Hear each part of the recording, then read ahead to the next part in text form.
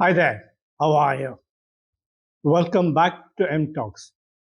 It's been a while since I posted a video, apologies for the same.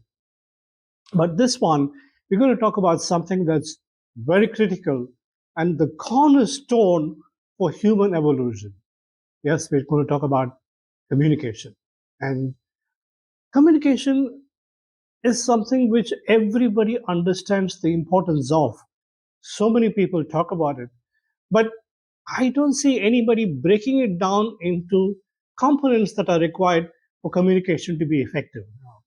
People keep saying, okay, you do this, do that, but what are the basics that one needs to follow to actually communicate effectively? And that's what we're going to look at a little bit in this particular video. And when you talk about communication, there are only two types of communication, really. You look at the larger picture. It's either somebody is sharing some information or somebody is seeking some information. This is the basic communication need, requirement, or platform, or whatever you would like to call it. This is all there is. But just look at it. For these two simple things, there's so much of confusion that happens. So much is said inappropriately, so much is said incorrectly, so much is understood differently, so many different things out there. So, without talking about it too much, let's go and look at what are the essentials that one has to look at to make sure their communication is effective. Yeah? Okay, first thing, what is the objective of the communication? Do you want to share something? Do you want to request something? Do you want to, whether it's a professional communication, an email, a newsletter, uh, a message, whatever type or form of communication that we are talking about here, first of all, what is the objective? That in our mind has to be very clear. If it is not clear in our mind, I am sure it's not going to reflect in the communication that way as well. Yeah. So clearly, what is it that we want? Second, who are we communicating to? Who is the target audience? Young, old, senior, VIP, normal person, colleague, friend.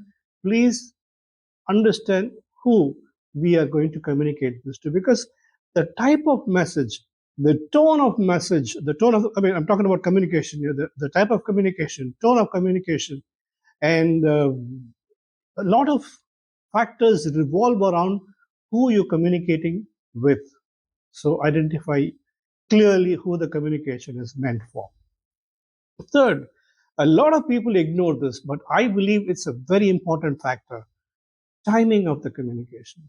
You know what you want to communicate, you know who you're going to communicate to, but figure out if that is or now is the appropriate time or when it would be appropriate to communicate this. For example, if there are floods, you don't want to talk about water conservation.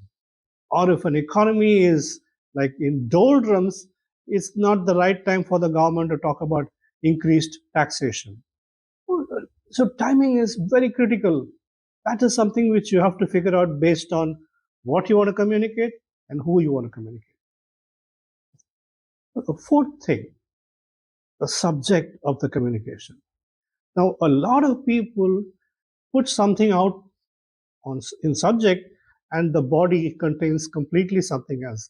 This may be good for people who are just trying to attract attention by throwing a catchy subject, but end of the day, if the content is not going to follow through based on the subject, then people are going to get more irritated, even though you might actually capture the attention to start with. So always keep the subject in line with the content. What is it that either you're communicating or you're requesting, and to who? Keep the subject clear, and it should be indicative of the content of the message or of the communication. Remember this very clearly. And fifth, last, but the most one of the most critical factors is keep it simple. I mean, you can be verbose or you can be extremely technical if you are submitting a thesis for your PhD in, let us say, neuroscience or in something else. But when it comes to normal communication, and especially if the target audience is generic and the profile is varied. You have different sets of people who are aiming the communication at. Keep the language simple, because that is where a lot of gaps happen, a lot of misunderstanding happen. So even if, for example, you want to kind of put it out there that you are extremely verbose and you have a great skill in terms of understanding, in terms of knowing so many different words and so on and so forth, but for the communication to be effective, it's better kept simple, straightforward. That's when you would achieve what you want to achieve.